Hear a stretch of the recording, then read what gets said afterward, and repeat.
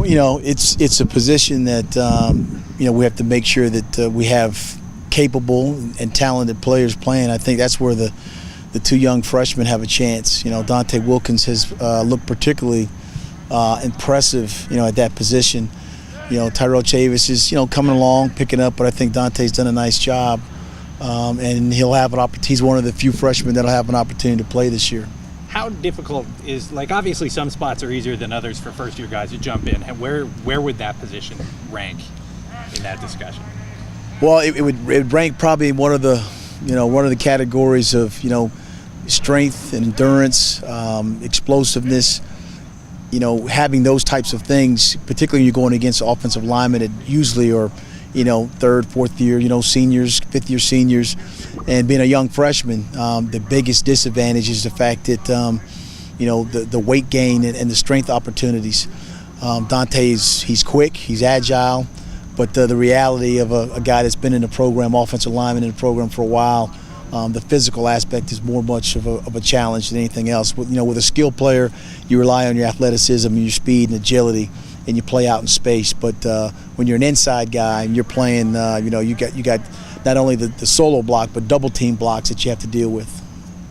This is the last time we'll see you before Meet the Team Day. Make a pitch for folks to come on out on Sunday. See you guys. Well, I've heard that people have been really responsive about purchasing tickets for the season. The games that we have. BYU and Oregon, Clemson. 8 home games is an exciting opportunity for us. And the fans have responded, and out of appreciation, it very much so is an appreciation at the team and the new staff and what we're trying to get accomplished that we have for them, and the fact that if they turn out, we'll be there taking pictures, autographs, or whatever it is, because this can truly be a special season for us, and the people that show up and support us, we're very appreciative of it. Where's a guy like Tom O'Brien been most helpful for you here, 10 days in the camp? Well, we all have, different systems and schemes we've grown up around and, you believe in. I think, Tom, having been in a couple different places, been a head coach for about 16 years, that there's a working relationship where there's no ego. There's a collaborative effort on a lot of things, whether it's practice scheduling, recruiting philosophy, just the management of, off the field issues. So, in a lot of instances, it's a share type of thing. Like I said, a lot of collaborative effort on some of the things I believe in, but also some reinforcement on a lot of the things that he's done in the past. So, Tom is a very valued member of the staff, and like all those guys, I feel really fortunate to have such a dynamic staff. A couple different options there at fullback. Can you talk about what you expect from that group, what you've seen from them so far? Well, I think you look at Billy Scrobaz, you look at Vince Croce, and also I call him the guy with three names, Connor Wingo Reeves. He's shown some ability, to do some things, and so we want to use the fullback, particularly for blocking and isolation plays for the tailbacks. But those guys can also catch the ball coming out of the backfield. So it's important to have a fullback that's versatile and not just as a one-dimension player. But all three of them, and particularly Connor, has shown that he has skills to help us at that position. Do you want to keep 3 fullbacks, or would you redshirt Connor, or do you want to have 3 fullbacks this season? I think what we want to do is definitely have a 2 deep in that regards, and then the third fullback, and particularly if it's Connor, he may end up becoming a 4-phase special teams guy if we have to play him. So I think that the jury's still out right now in terms of his learning curve, not only the offense, but also the techniques of the special teams that he's doing. And he's a type of profile guy, that's got the height, 6'3", 200-plus pounds, could probably play multiple positions. He can run. And, so that thing, or that having that quality, enhances his opportunities, to play. Yesterday, Marcus was talking about how he has Hampton High School now, recruiting-wise. Is Vincent Brown still in that too, or how'd you separate that? No, we try to go with a guy that's made his bread and butter there, and obviously, Marcus is no stranger to that school. He and Coach Smith have an excellent relationship. Marcus is very professional, and I know Coach Smith treats him in that way too. but it's neat to see him back at his home grounds and interact with players that probably had brothers that probably played with Marcus. So Ben still has a certain portion of the Peninsula District area, but definitely Marcus is our man at Hampton High School. How's he doing as a coach out here, Marcus? Yeah, I know Marcus is doing well. I mean, it was with the chance to move the coaching staff and change some things.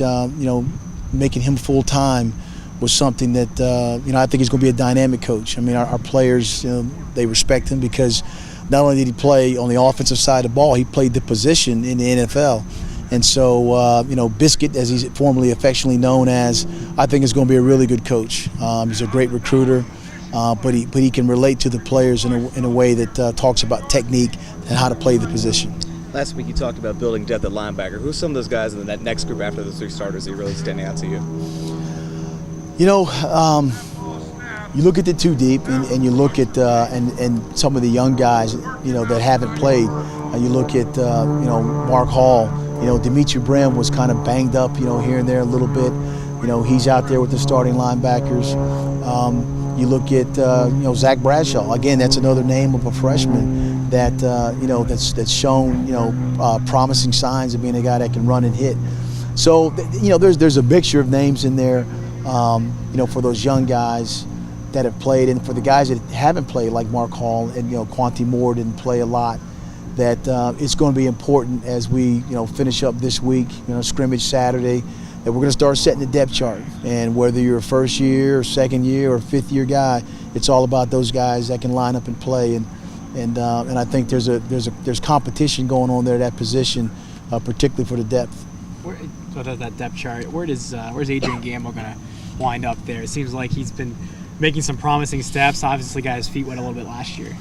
Yeah, Adrian had a pretty good scrimmage on the other day, and he can run, and he's a deep ball threat as well. He's got that kind of body, that the receivers have. And my challenge to him was, you look pretty catching the ball. Now you got to block, somebody too. You got to get up in there and make that happen. But Adrian has been a kind of a pleasant surprise as we've gone through camp. He had the extra year at Fork Union, so he kind of matured a little bit.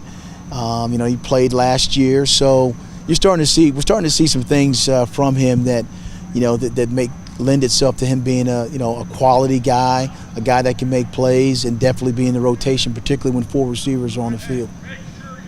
Which you like, at least from the highlights at least, seemed like there was a lot of hitting around yesterday in that scrimmage. Yeah, there was a lot of big hits yesterday, and one of the things we talk about being tough, being aggressive, and I think that that lends itself to for guys seeking tackles and getting in on tackles and being a third, fourth guy in, trying to strip the ball, get it out, and create those turnovers. So you got to make sure that you with the emphasis about how you tackle, not using the crown of your head. The proper ways of tackling is showing itself out here on the field, and we can only improve in that measure, and we're going to continue to keep trying to improve. I guess with Mateo being still a little banged up, you were able to work Cody Wallace in that center spot, and that opened up Eric Smith, I guess, for some second-team tackle, and Coach Walk seen the leg. Excuse me, Eric is the flavor of the week. He's a young player that has shown skill and ability that's impressive.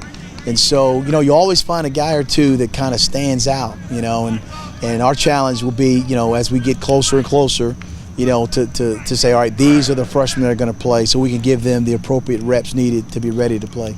Jake scrimmage yesterday? Jake did not scrimmage, but he was out there doing individual things, and he's getting back. I mean, he should be, he should be back here full speed at least by Saturday's scrimmage. As you look to build your depth chart, has anyone really been a pleasant surprise to you apart from Adrian Gamble when you look down there for first years, for instance? For the first years, as I said, I think what we've been looking at is the progress of Zach Bradshaw, of Connor Ringo Weaves, Eric Smith, Dante Wilkins, of course, Smoke. So they've kind of put themselves in a position that perhaps they may be, in the depth and definitely on some special teams. So those are the ones that have stuck out so far. Tim Harris, unfortunately, has had kind of a little growing injury that has kind of kept him out of practices. But there's still a couple that they're on the fringe of, if they get a chance to go out there and get in a live scrimmage situation, they may separate themselves from guys being ready to play as opposed to guys that need to be redshirted.